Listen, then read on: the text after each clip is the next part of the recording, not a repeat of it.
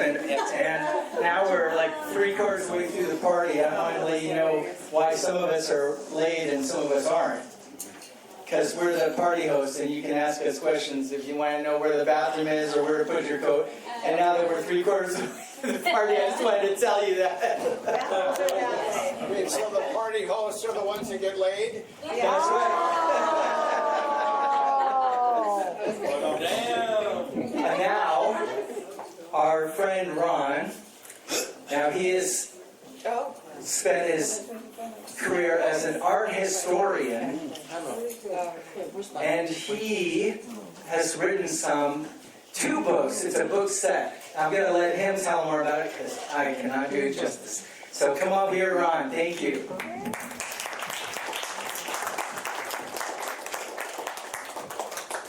Thank you, thank you.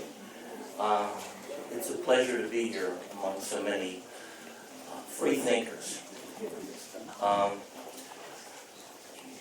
To the rest of it, she's a hard act to follow.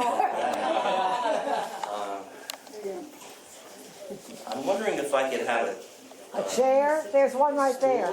There's a stool. You'd like to sit here? Yeah.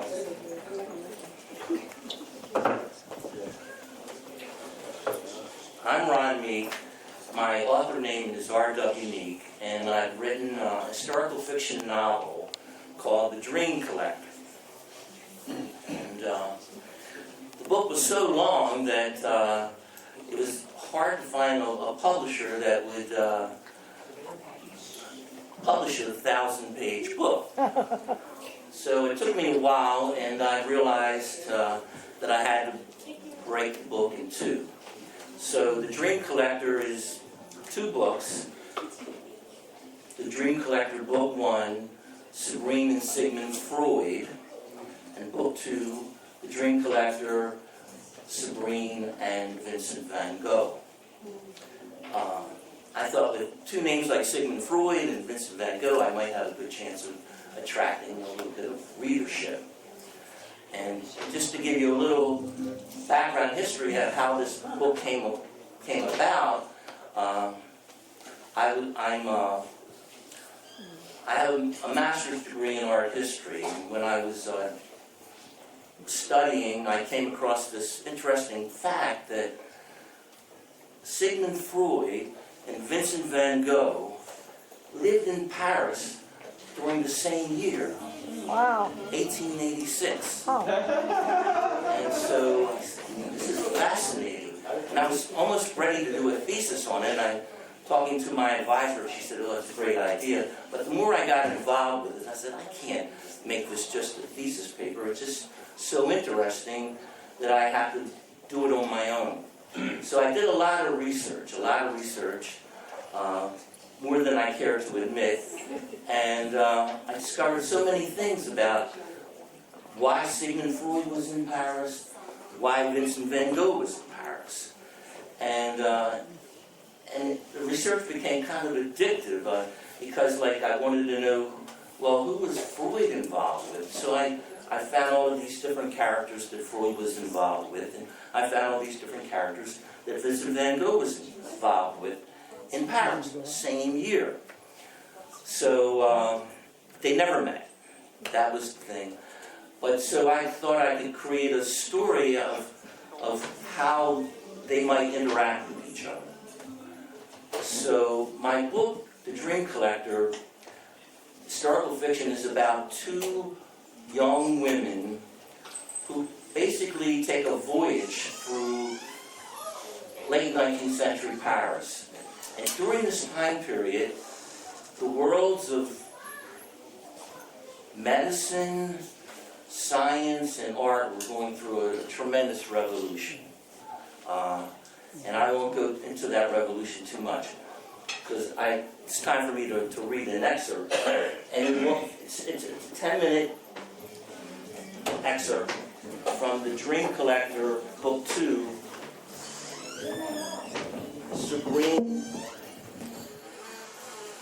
Sabrine and Vincent van Gogh. I was going to get this. The first book, He doesn't have it. they're standalone books, so if you're interested in reading them, you could read either one and gain a lot of interesting information. And book one will primarily deals with Sigmund Freud and how he really became, he came to Paris to be a pathologist. He was interested in children's diseases. But after his experiences there, he left realizing there was more interesting things, not with the brain, but with the mind. And Vincent van Gogh came to Paris because his brother was an art dealer, and he was telling him about this new art that he didn't know anything about called Impressionism. So he came to learn about Impressionism. Freud came to learn about hypnotism that was being used as a science. Anyway, so these two women traveled through these worlds, these revolutionary worlds.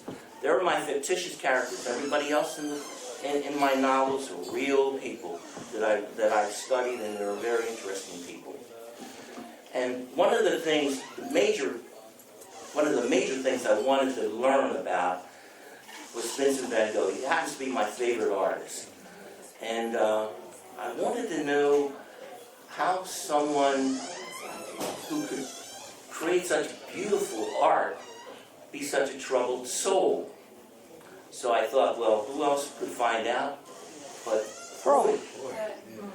So I tie that all together into the two books, and part of the journey is to find out why Vincent van Gogh behaved the way he did. And this particular segment that I'm going to read, Vincent van Gogh has already cut off his ear. He had a psychotic attack, and in these psychotic attacks, he really lost consciousness. He hallucinated. And in this first attack that he had in Arles, he severed his ear. And after that happened, he had several more attacks in Arles, and so he thought that the best thing that he could do was to voluntarily commit himself to a sanitarium, St. Paul de Massol Asylum. And this is the chapter that I'm going to read from. It's a long chapter, but I'm only going to read the segment. In this segment, one of the two women, Julie Ferret, is the dream collector. And she's befriended by Sigmund Freud, and she's learning a lot. They're learning a lot together about how to analyze dreams and analyze people. And she's there, she wants to know, she becomes friends with Vincent van Gogh, and she wants to know what happened. And so Freud and Vincent van Gogh's brother Theo encourage her to visit Van Gogh at the asylum. He's voluntarily committed himself, and so she's there to try to understand what has happened to him.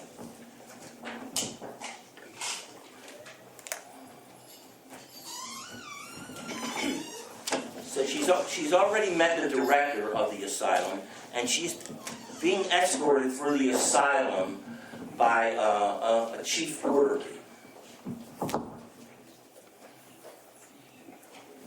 whose name is Trabuc. Trabuc happily talked about the asylum's history. The suite of rooms on the second floor, he explained, securely housed those with violent tendencies.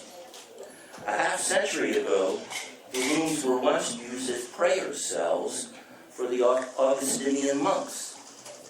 Now all empty, except Trabuc stopped at a wide marble stairway looking up, except for one patient. I worry, this is Julie Ferret speaking, I worry. Vincent van Gogh? Oh, no. One of our unruly residents who made a nasty attempt to strangle our director, Perron. Vincent, he said, stayed on the first floor with the other 9 patients. Not a great number, he admitted, for such a capacious asylum. But I will say that some of their afflictions amount to more than enough to keep us busy. Vincent, our resident artist, he pointed to the end of the corridor, works right now in his studio. You know, mademoiselle, he has made a portrait of me. Trabuc proudly remarked as we continued walking, my wife's turn will come next week. Before we could reach the end of the corridor, a man sprung from a room several yards ahead and appeared prepared to block our way. I grew concerned when Monsieur Trabuc moved protectively in front of me. The man was quite frightful looking, his head shaven razor clean as though he might be a convict. He approached with an odd side-to-side gait, crab-like, menacing. Some odd object he clutched in his hand made me fearful he might have a weapon. Before I could react sensibly, the man showed his own terror and recoiled when he saw me. Trabuc spoke soothingly. Monsieur Rachet, let's... Cringing, he clutched to his breast what simply seemed a torn piece of canvas, then fell at my feet. Small in stature, the poor man shrank into himself, cried, moaned, wailed like some beaten animal. Come now, Monsieur Rachet, take hold, the chief orderly began again. My verdict, please, my verdict. Desperately, he looked up. In God's holy name, my verdict, Mademoiselle, most supreme agent. The final judgment. What? Torture? Death? Tell me the High Commissioner's verdict.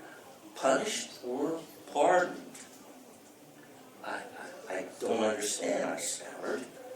Jumping to his feet, he stared hard into my face, his smile turned sly. Chuckling. So wicked am I. The High Commissioner knows.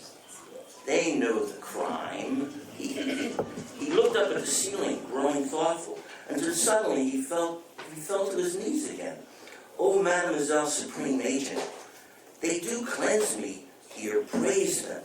Tuesdays and Thursdays, here in our church, I'm doused in the tubs, in the redeeming waters. But it's so cold, oh, so cold. He hugged himself, shivering. I asked, is it better to freeze than to burn forever?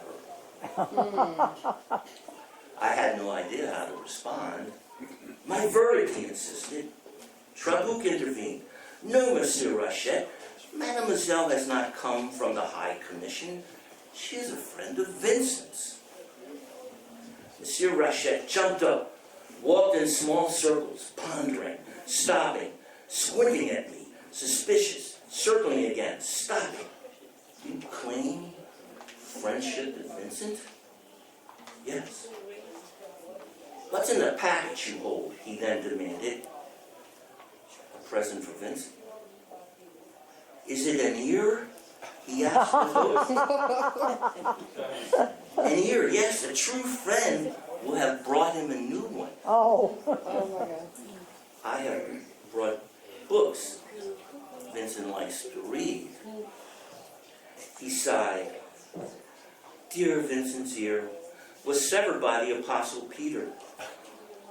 We wait for the good Lord to restore his ear. We all wait to be whole again. We do, Monsieur Rachet, said the orderly Trabuc softly. In due time, in due time. And my verdict? In due time, answered Trabuc. The Lord works in mysterious ways. So does the High Commissioner. But can you, he looked at me quizzically, can you heal Vincent's ear? If I had the power, I answered, I would. Had this Rachet, with his razor-shaved head, was he hysterically influenced by living in a medieval monastery, I wondered? He looked at me again with new suspicion. Which ear? Which one would you heal? Vincent's two self-portraits of his bandaged ear came to mind. The right, I said. Imposter! Trickster! Raged Rachet. Trabuc, quick-witted, came to my defense. Mademoiselle certainly knows that the left ear was injured. She just wants to test the depth of your friendship to Vincent. And has not Monsieur Rachet passed the test? Of friendship, mademoiselle? Yes, I tried to hide my chagrin, quick to realize the error. Vincent painted his portraits using a mirror. He would naturally see his bandaged ear in reverse. Trabuc placed his arm comfortably around the patient's shoulder.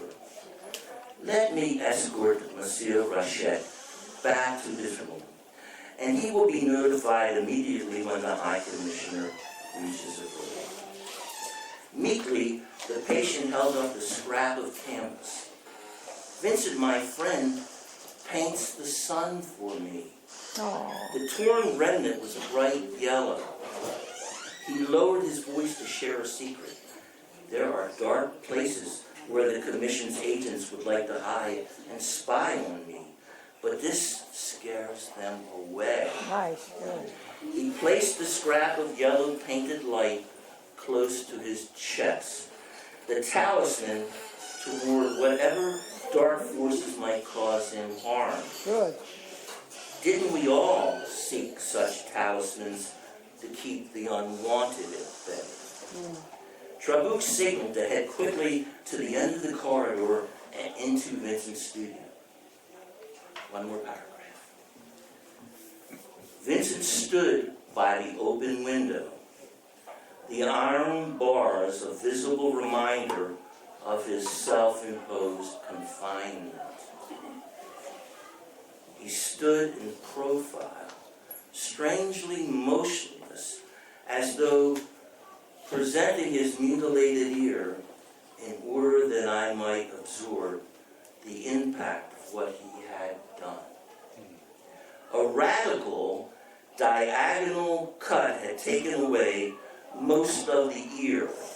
What remained was the tragus ridge nearest the canal and a small portion of the lobe, now just a bundled scar. Oh, very good, very